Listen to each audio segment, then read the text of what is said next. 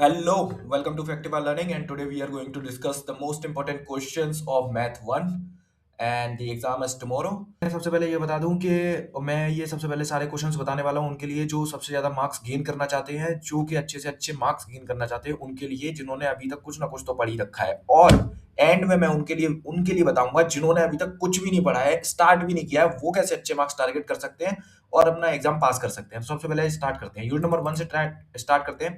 Matrices से rank of A matrix by normal form आने वाला है, solution of system of linear equation आने वाला है।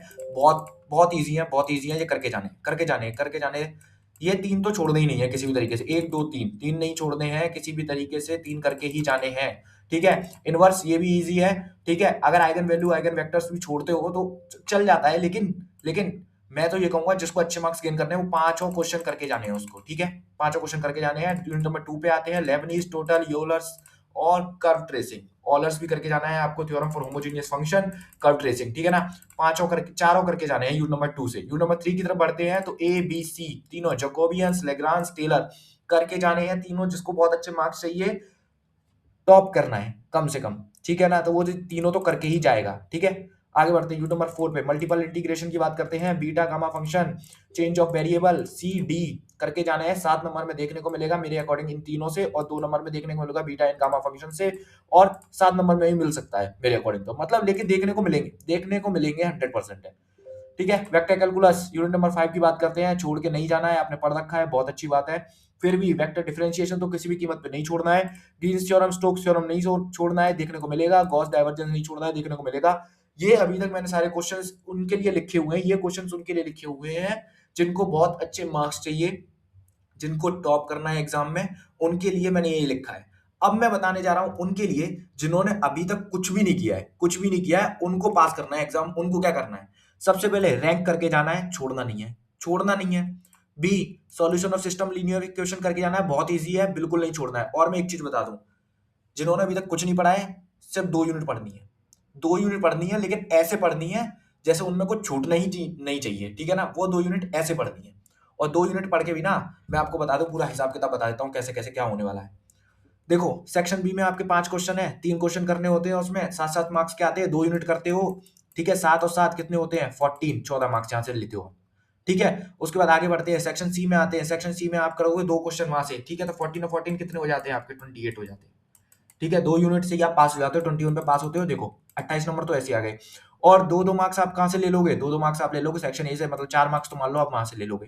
ठीक है, तो कितने, 32 मार्क्स तो आप ऐसे ही 2 यूनिट करके जानी है। इसके अलावा कुछ भी नहीं करना है, कुछ भी नहीं करना है। टाइम बचेगा तो बताऊंगा क्या करना है, लेकिन 2 यूनिट में ये टॉपिक्स तो छोड़ने ही नहीं है किसी भी तरीके से, छोड़ने नहीं है, जो 5 बता रहा हूं पहले तो यूनिट नंबर 1 से। ठीक है, रैंक करना है, सॉल्यूशन करना है, कैले हैमिल्टन करना है, इनवर्स ऑफ मैट्रिक्स करना है, बाय एलिमेंट्री ट्रांसफॉर्मेशन करना है, ई करना है, eigen value and eigen vectors करना है। अब करने का मतलब क्या है, करने का मतलब ये नहीं है कि सिर्फ वीडियो देख ली, ये सॉल्यूशन मुझे समझ में आ गया, नहीं नहीं।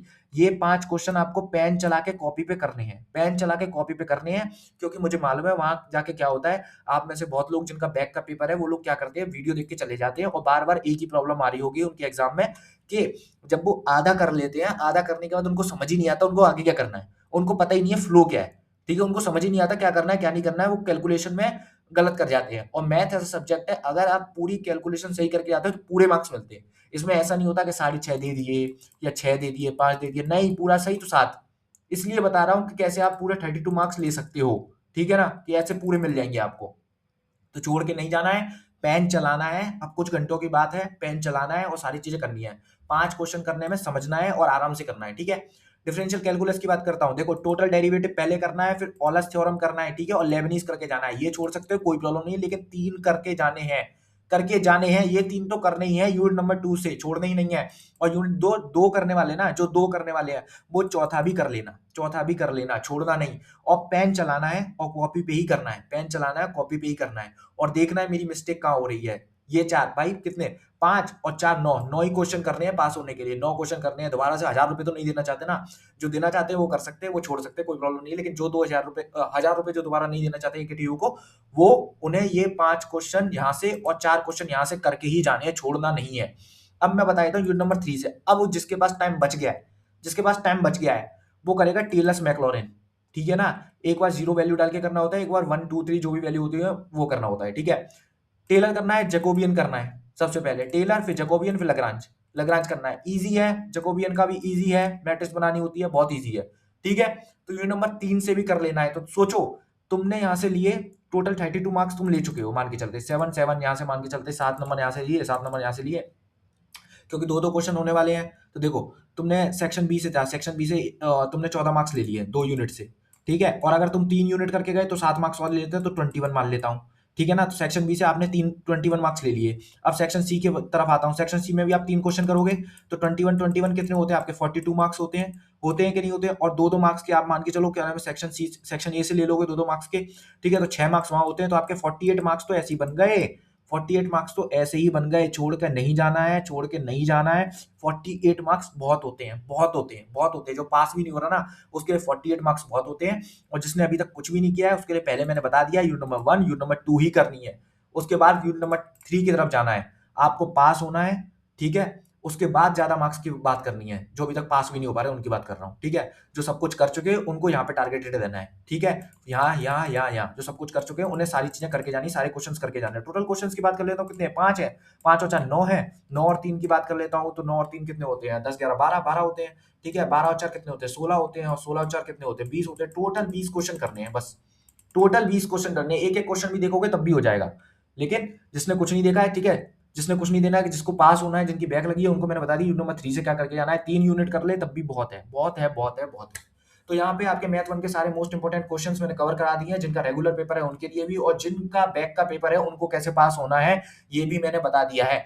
सारी टिप्स और ट्रिक्स बता दी हैं, क्या है, क्या करना है, क्या नहीं करना है। ठीक है, तो यहाँ पे आपको अपने ऊपर सबसे पहले तो कॉन्फिडेंस रखना है। एंड टाइम की बात है, यहाँ पे कॉन्फिडेंस लूज नहीं करना है कि अब मैं कुछ नहीं कर सकता है, ऐसा कुछ नहीं होने वाला, नहीं। आपको सब कुछ करके जाना है। ठीक है, चैनल पे बने रहना है, क्योंकि मैं सारे मोस्ट इंपोर्टेंट क्वेश्चंस की वीडियो में लाता रहूंगा, आपको बताता रहूंगा आपको क्या करना है, क्या नहीं करना है, कैसे मैक्सिमम मार्क्स आपको लेकर आने हैं एकेटीयू में।